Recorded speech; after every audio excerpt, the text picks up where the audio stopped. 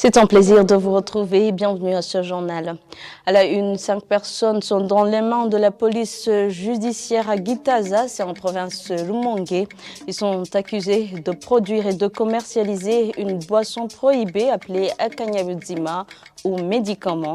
La police a en outre procédé l'après-midi de ce mardi à la destruction de 12 000 litres de cette boisson.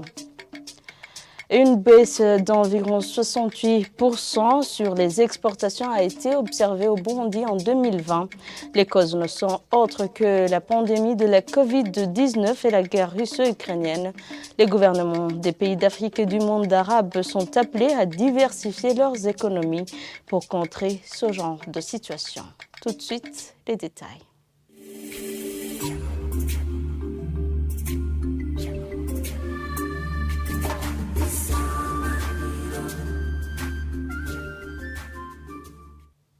Bienvenue encore une fois. Nous débutons ce journal avec la page gouvernance. Les sociétés BME, Burundi Mining Exploitation et le comptoir d'exploitation des minerais au Burundi, Komebu, ont augmenté leur production minière dans la commune Kabarore de la province Kayanza. La production est passée de 400 kg à une production variant entre 25 et 30 tonnes de coltan et cassitérite par an. Lors d'une conférence de presse ce mercredi, Kenny Claude Ndouimana, porte-parole de ces sociétés, a soulevé des cas de vol de minerais vendus frauduleusement comme des filles. Suivez-le. Nous sommes d'accord que des minerais ont continué à être vendus ailleurs.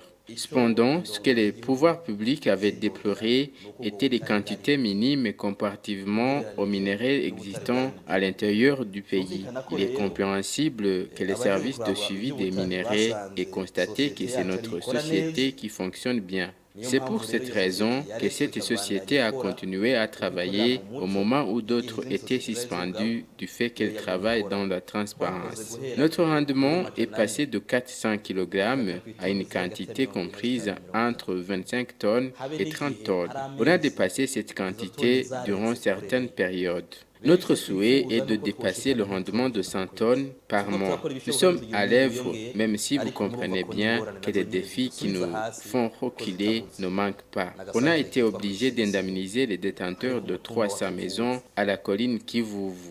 Sur le total de 328 propriétaires de maisons, seules 2 personnes ont refusé les indemnisations. Suite à l'autorisation d'exploitation de minerais de 25 ans que le gouvernement a délivré aux sociétés BME et Komebu, n'importe où nous trouvons des minerais, nous avons l'autorisation d'exploiter, mais après avoir indemnisé le propriétaire du terrain concerné.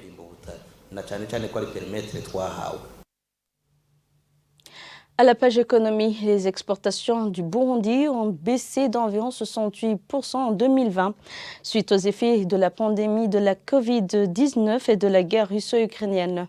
Les propos sont de l'expert en économie Leonidas Ndaizeye qui a présenté un exposé lors de la 9e réunion de concertation de l'Association des Sénats de l'Afrique et du monde arabe. Cet expert recommande au gouvernement de ces pays à diversifier leurs économies. Suivez-le. Nous sommes une économie très extravertie. Qu'est-ce que cela veut dire?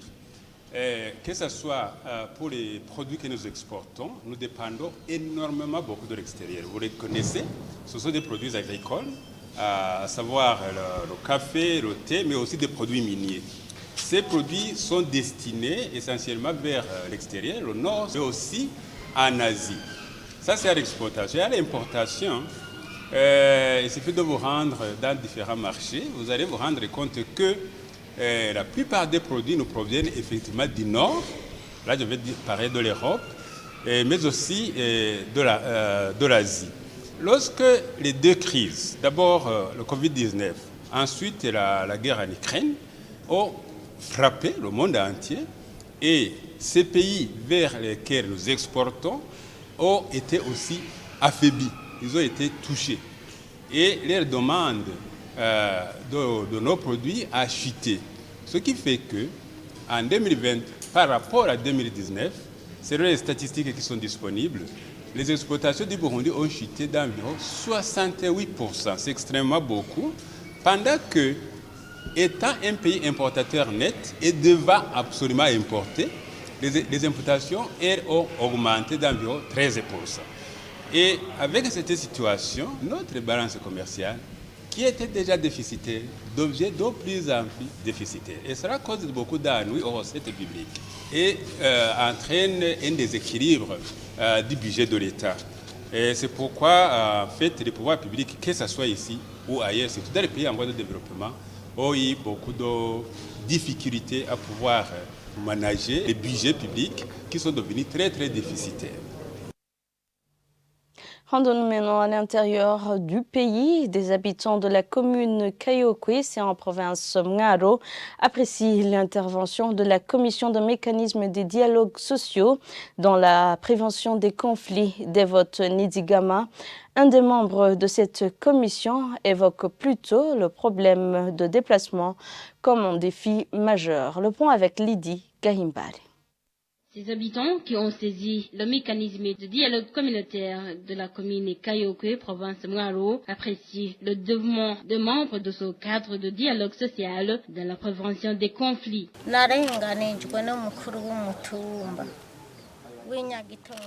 J'ai subi de l'injustice de la part de la chef collinaire qui s'est appropriée la propriété de ma famille. Elle m'a malmenée jusqu'à me traduire dans le cachot. Mais des membres de la commission de mécanisme de dialogue social ont fait une enquête. Ils m'ont aidé et j'ai pu sortir du cachot. Selon cette autorité, je n'irai nulle part au Burundi pour saisir la justice puisque je suis un simple citoyen. Franchement, j'apprécie le courage de ces membres du mécanisme de dialogue social qui m'ont aidé à sortir du cachot.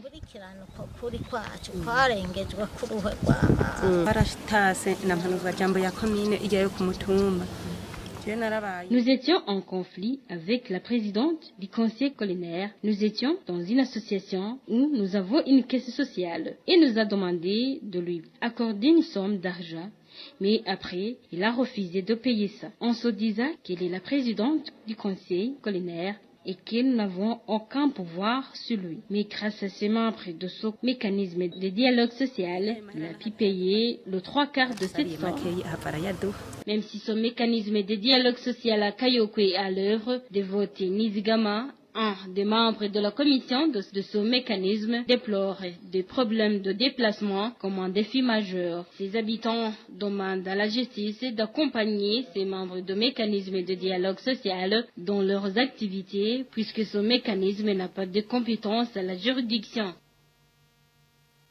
À la page santé, voir comment les intervenants dans le secteur de la santé mentale peuvent travailler en synergie pour atteindre l'objectif d'aider les malades mentaux.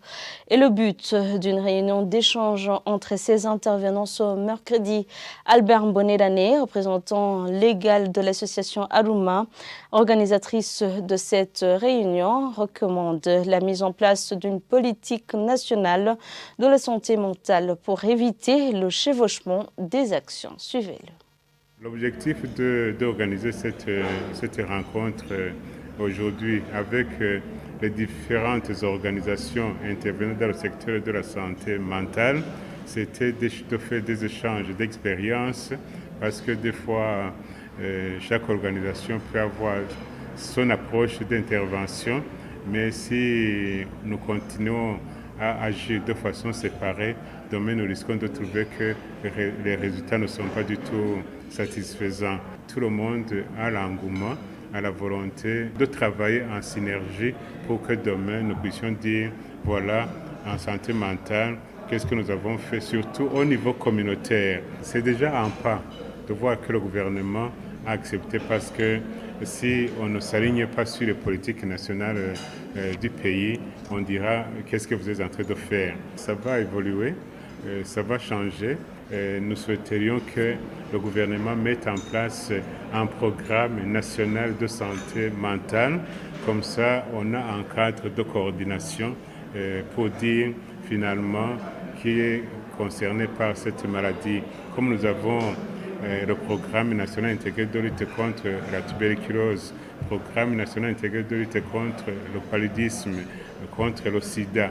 Donc ça, c'est ça facilite la mobilisation même des partenaires.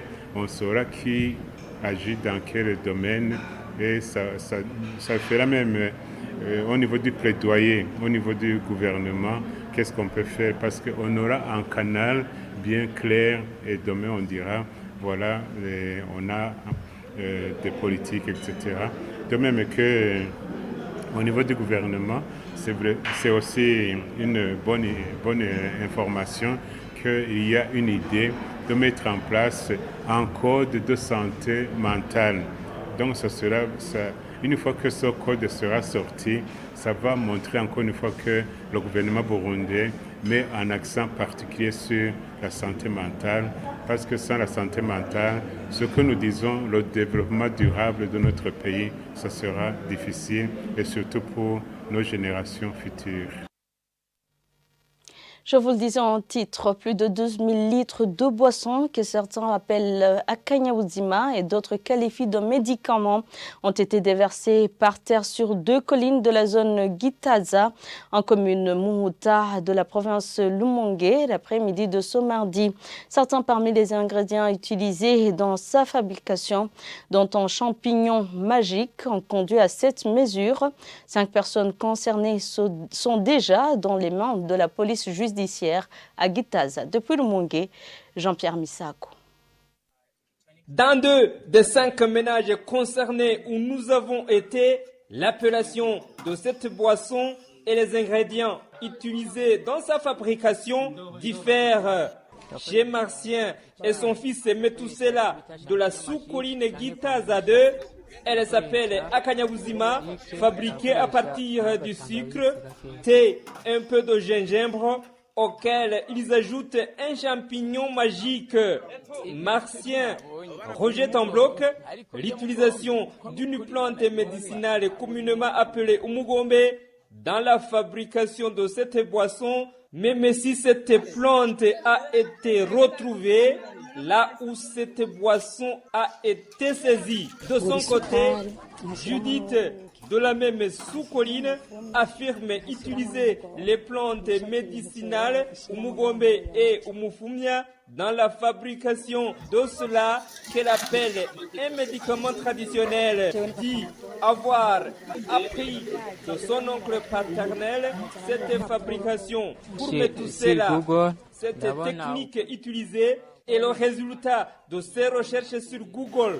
Ce que Metoussela ne parvient pas à clarifier et qui a beaucoup inquiété l'administration et la police, c'est la composition de ce champignon magique intervenant dans la fermentation de cette boisson pendant 3 à 4 semaines.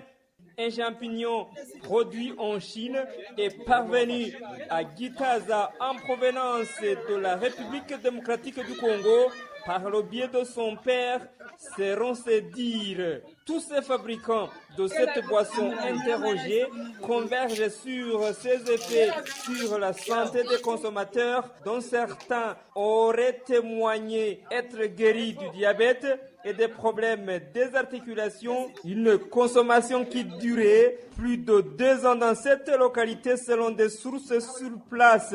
Par ailleurs, ils avouent travailler sans autorisation préalable des autorités compétentes.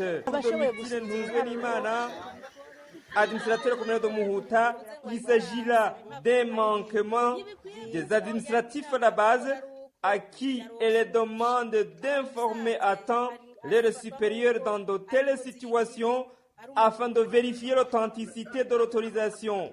Lors de cette opération, enfants, adultes et vieux rôdaient tout près pour s'emparer de cette boisson rougeâtre déjà emballée dans des bouteilles aquavie en cas de non-vigilance de la police. Et voilà, c'est par ici que prend fin ce journal. Merci à tous de l'avoir suivi. Merci également à l'équipe de la rédaction et à l'équipe technique qui m'ont permis de le réaliser. Bonne suite des programmes avec la télévision Isanganiro.